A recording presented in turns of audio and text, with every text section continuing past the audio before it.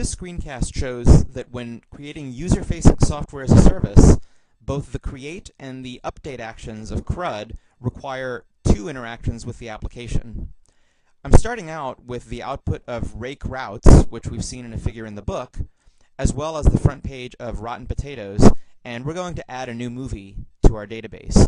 Now, before I click the Add New Movie link, let's take a look at the page source and see what's going to happen when I do click it. If we scroll down to where the link is located, we can see that the link is going to take us to /movies/new.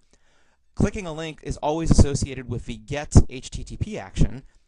So if we look at our routes table, we can see that get with the URI /movies/new is going to trigger the new action in the movies controller.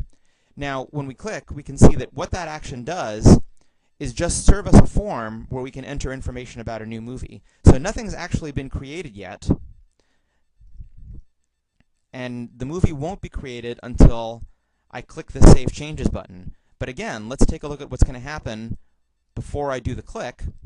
We'll view the page source, and here is the header for the form that I'm filling in.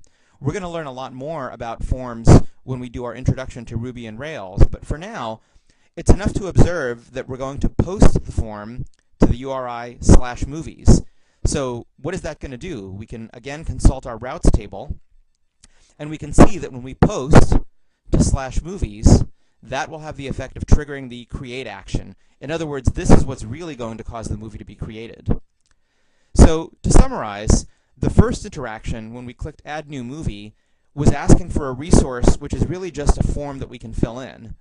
When that form is submitted, the submission of the form is requesting another resource which corresponds to the creation of the actual movie.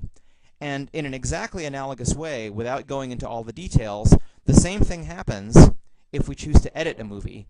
The first interaction, and if you notice there's a little floating area down here where the link appears when I hover over it, that's going to take us to /movies/7/edit. Looking at rake routes, when we get movies/some ID number/edit, that triggers the edit action.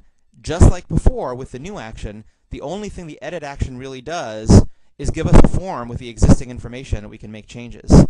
And again, analogously to create, when I click Update Movie Info, there's a separate resource being requested, which is the update action in the controller. This is what actually persists the change. So to summarize, in user-facing software as a service, the create and update actions in CRUD, even though each is logically a single action, requires two interactions with the user. One of them requests a resource that lets the user edit or create new information. The second causes the user's changes to actually be applied.